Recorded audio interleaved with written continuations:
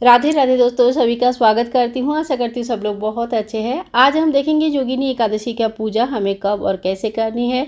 तो देखिए 2 जुलाई उदय तिथि के हिसाब से ब्रह्म मुहूर्त में जो एकादशी तिथि आ रही है और साथ साथ में द्वादशी युक्त जो विशुद्ध एकादशी होती है वो मिल रही है हमें 2 जुलाई 2024 को। यानी कि हमें 2 जुलाई 2024 को एकादशी की व्रत पालन करनी है। एग्जैक्टली टाइम जो है एकादशी का शुरुआत का और समाप्त होने का ये आपको डिस्क्रिप्शन बॉक्स में मिल जाएगी।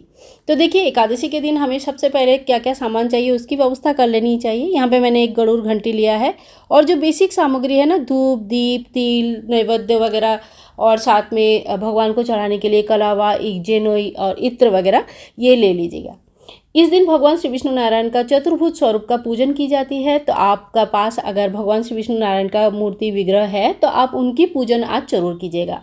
अगर आपके पास नहीं है तो आप लड्डू गोपाल जी की शालिग्राम शिला या तो फिर भगवान श्री कृष्ण नारायण की और साथ में राधा रानी की पूजन कर सकते हैं। फलाहारी व्रत होता है इसीलिए फल आप जरूर ले लीजिएगा, सीजनल फल। इसके अलावा आज के दिन भगवान को मिश्री चढ़ाया जाता है तो आप मिश्री भी ले सकते हैं। थोड़ी सी फूल ले लीजिए, पीला फूल होता है तो ज़्यादा अच्छा है। भगवान श्री विष्णु नारायण को पीला चीज़ें बहुत पसंद है। साथ साथ में तुलसी दल की मंजरी अगर मिल जाता है तो आप अति अवश्य ले लीजिए, ये बहुत ही ज़्यादा शुभ माना जाता है। एकादशी के दिन ये सारी चीज़ें तोड़ा नहीं जाता है, तुलसी को डिस्टर्ब नहीं किया जाता है। तो आप जो है ना ये दशमी के दिन ही तुलसी दल मंजरी वगैरह निकाल के रखिए। अगर आपके पास महात्म की कथा की बुक है तो आप इनको भी जरूर पूजा में शामिल कीजिएगा और यहीं से हम कथा भी पढ़ेंगे। अगर आपके पास कथा की बुक नहीं है तो आप हमारे चैनल से सुन सकते हैं। तो चलिए पूजा शुरू करते हैं। तो देखिए ये पूजा आप अपने मंदिर में भी कर सकते हैं, कोई दिक्कत नहीं है। और आप अगर चाहते हैं अलग से एकादशी की व्रत रखा है तो अलग से चौकी लगाकर भी पूजन कर सकते हैं। यहाँ पे मैंने एक चौकी लगाया, उसके ऊपर पीला कपड़ा बिछाया। ये जो पीला कपड़ा है ये भगवान का ही कपड़ा होना चाहिए, इस बात का विशेष ध्यान रखें।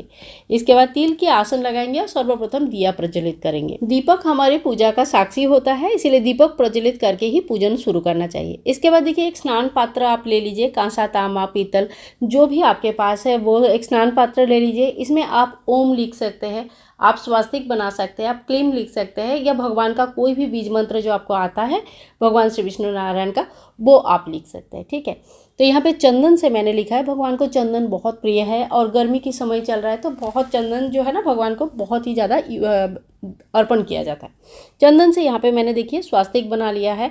आप जो है आपके पास अगर विग्रह है तो उनको अभिषेक करना, स्नान कराना बहुत आवश्यक है।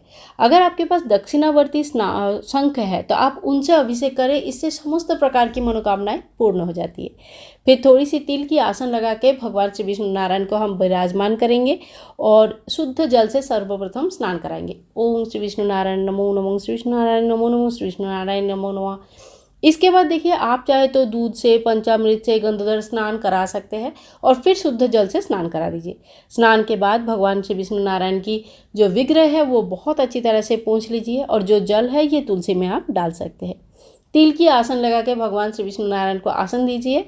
और पता है भगवान श्री विष्णु नारायण को अगर आप जो इत्र होता है, इत्र अर्पण करते हैं, सजाते हैं बहुत अच्छी तरह से तो वो बहुत खुश होते हैं, क्योंकि भगवान को जो है ना श्रृंगार बहुत पसंद है। भगवान श्री कृष्ण को, भगवान को श्रृंगार बहुत पसंद है, इसीलिए बहुत अच्छे से जो श्रृंगार करते हैं उनसे बहुत वो खुश रहते हैं। इसके बाद भगवान को हम चंदन से टीका कर देंगे, ओम विष्णु नारायण नमो नमः। इसके बाद हम जेनोई चढ़ा देंगे। जेनोई अगर पीला कलर का है तो बहुत अच्छा है और अगर नहीं है तो कच्चा सूत से 7 बार लपेट के जेनोई बनाकर आप भगवान को चढ़ा सकते हैं। फिर कलवा चढ़ाएंगे, ओम वस्त्रम समर्पयामि। भगवान को इस दिन तुलसी की मंजरी जरूर चढ़ाए, तिल जरूर चढ़ाए। कहते हैं इससे भगवान इतने आनंदित होते हैं कि आपकी सभी प्रकार के मनोकामना को पूर्ण कर देते हैं। योगिनी एकादशी समस्त प्रकार पापों से मुक्त करते हैं और साथ साथ में दैहिक सुख भी दान करते हैं, यानी कि जो हमें बीमारियों से, इससे जो बहुत तरह का बीमारी होता है ना, इन सभी चीज़ों से मुक्त करते हैं। अच्छा, बहुत लोग कहते हैं कि तुलसी दल नहीं है, क्या करें? तो आप इस तरह का एक तुलसी माला जरूर रख के रखिए। और अगर बाई चांस आपके पास तुलसी दल नहीं है, आप ऐसी जगह पे रहते हो, तो आप तुलसी माला भगवान को पहना के रखिए, ये भी तुलसी दल के समान माना जाता है। और इसके बाद हम भगवान को धूप और दीप दिखाएंगे। एक बात आप लोगों से कहना चाहूँगी कि इस दिन बहुत लोग अखंड दीपक की स्थापना करते हैं मनोकामनाओं को पूर्ण करने के लिए। अगर आपने अखंड दीपक की स्थापना किया है तो फिर उस दीपक से आरती नहीं होती है, क्योंकि उस दीपक को हिलाया नहीं जाता है।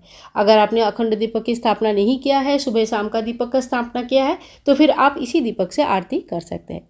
फिर भगवान को हम भोग चढ़ाएंगे। तो देखिए फलाहारी व्रत होता है, तो आप कोई भी सीजनल फल जो है ना भगवान को भोग चढ़ा सकते हैं। साथ साथ में मिश्री, माखन वगैरह चढ़ा सकते हैं। भोग चढ़ाने के बाद एक बार घंटी बजाएंगे कि भगवान को आह्वान करेंगे, आओ भगवान भोग लगाओ। इस तरह से भगवान को आह्वान करके भोग लगाएंगे। भोग लगाने के बाद हम जो है ना हाथ में थोड़ी सी फूल लेंगे, थोड़ी सी तिल लेंगे, थोड़ी सी जल लेंगे और इसके बाद भगवान की व्रत कथा पढ़ेंगे। व्रत कथा आप हमारे चैनल से भी सुन सकते हैं और आपके पास अगर बुक है तो आप वहाँ से भी पढ़ सकते हैं। व्रत कथा को अगर नहीं पढ़ते हैं तो व्रत को संपूर्ण नहीं माना जाता है।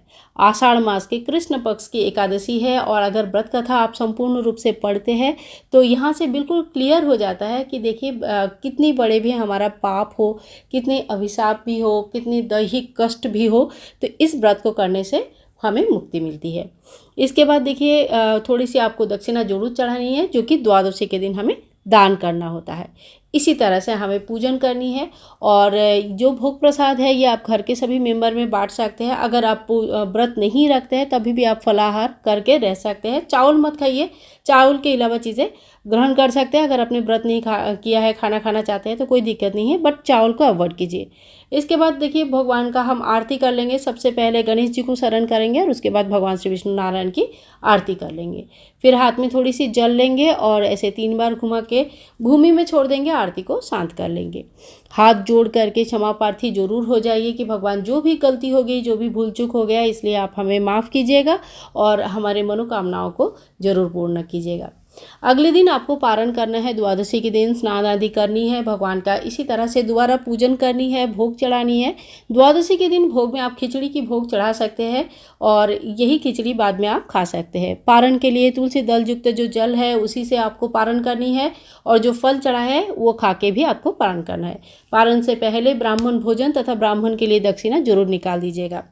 जो फूल है ये खाद बन जाती है। जो आपने भोग प्रसाद चढ़ाया वो सारी चीज़ें आप खुद ग्रहण कर सकते हैं, बच्चों को दे सकते हैं, घर के लोगों को, और दक्षिणा दान कर दीजिएगा। इसी तरह से बहुत ही सरल विधि से हम लोगों ने एकादशी की पूजन कंप्लीट कर सकते हैं और इस तरह से घर में पूजन कर सकते हैं।